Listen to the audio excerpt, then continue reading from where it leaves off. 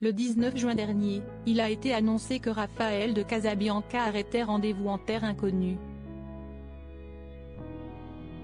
Et on attend toujours le nom de son remplaçant. Ou de sa remplaçante, à en croire les informations d'un journaliste de France Bleu. Qui pourrait remplacer Raphaël de Casabianca à la présentation de Rendez-vous en terre inconnue? Voilà une question qui n'a toujours pas de réponse. Impossible de vous révéler l'identité de l'heureux élu ou heureuse élue, car son identité n'est pas encore définitivement choisie, avait précisé Le Parisien il y a quelques semaines. Mais mercredi 7 août 2024, le journaliste Patrice Gascoigne, qui travaille notamment pour France Bleu, avait un scoop à transmettre à sa communauté, sur X. Alors qu'il avait déjà annoncé que s'il y ait une femme qui reprendrait le flambeau, il semblerait que la personne choisie soit Laurie Tillman.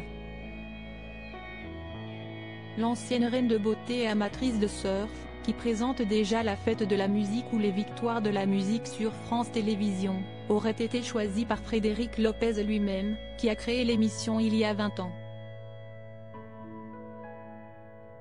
Une très belle promotion pour l'ancienne Miss France si elle était confirmée.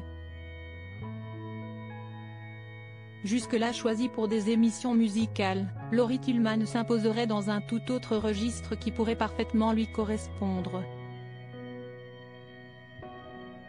Elle a également l'habitude de recueillir des confidences avec son podcast Comment tu fais, un exercice dans lequel elle est à l'aise et qu'elle retrouverait dans Rendez-vous en terre inconnue.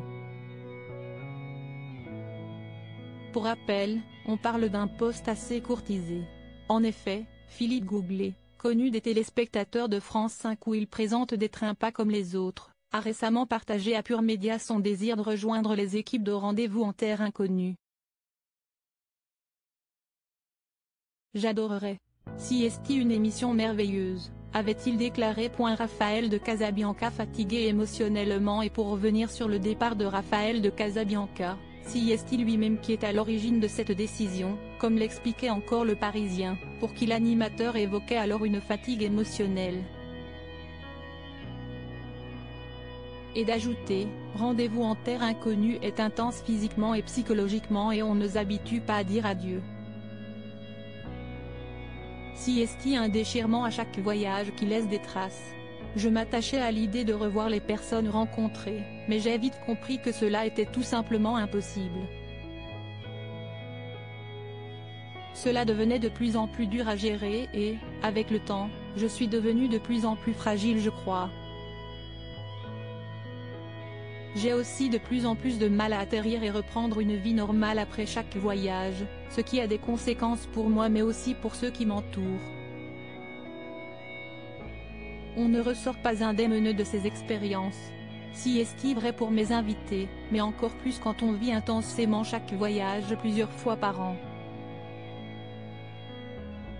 Se poser un peu après 6 ans d'échappée belle et 6 ans de Rendez-vous en terre inconnue est devenu nécessaire pour moi, ajoutait celui qui co-présentait Échappée belle auparavant sur France 5.